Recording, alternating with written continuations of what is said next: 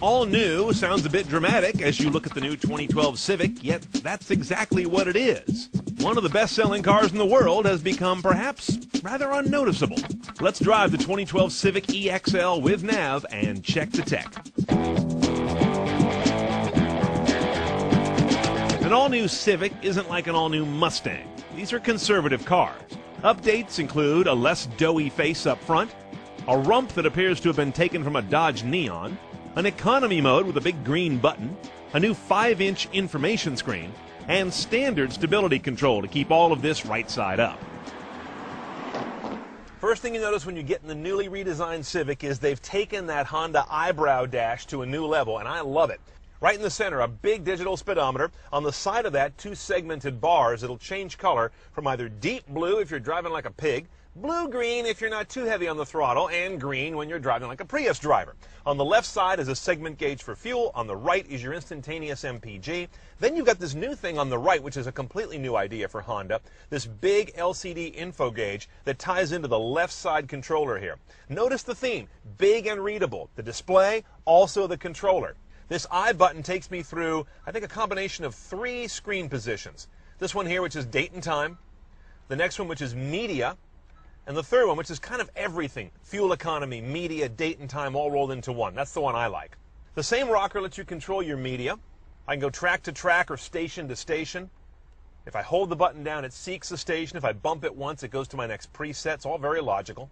Up and down gives you volume. And again, notice how all the graphics are very clear and easy to see at a glance. This is some nice interface work. And up here you've also got some of your basic vehicle setup menus.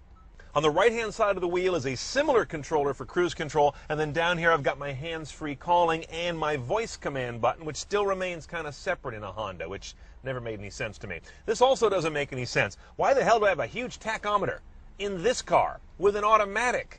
Get rid of it. There's got to be something else we can put there. Maybe not, because everything I care about is up on the eyebrow.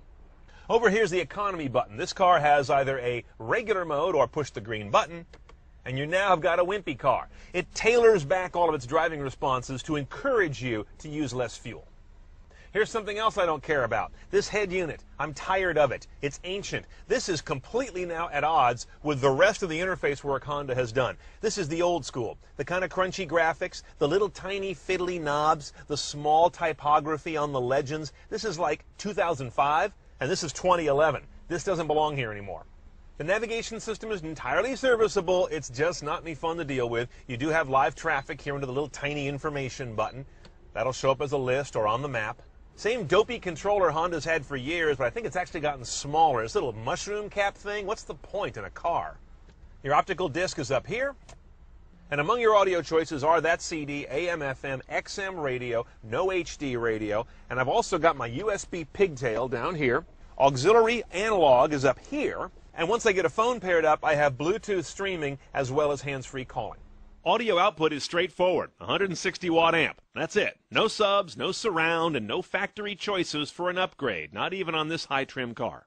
One transmission only on this EXL high-trim car. It's this 5-speed automatic. Relatively few gears for this day and age. No rear-view camera, standard or optional on a Civic still. No shifty thing, no gate, no paddles, no nonsense. This is not a race car. It's meant for getting around. Okay, in the engine bay, it's garden variety classic Honda stuff, which is a good thing. This car is about getting around efficiently for like 300,000 miles. And this is the kind of motor that does it. A not overstressed 1.8-liter inline-4 sitting side saddle, driving the front wheels, 140 horsepower, 128 foot-pounds of torque. Gets this guy up to 60 in about 9.2 seconds, which is not the point on a basic Civic. MPG is. They deliver there at 28 city, 39 highway. 39 highway, one shy of the magic 40. That's got to be killing them. Now compare those MPG numbers to the outgoing 2011 Civic, and you'll see they're 2 to 3 miles per gallon better on a car with an automatic. Nice, but nothing dramatic.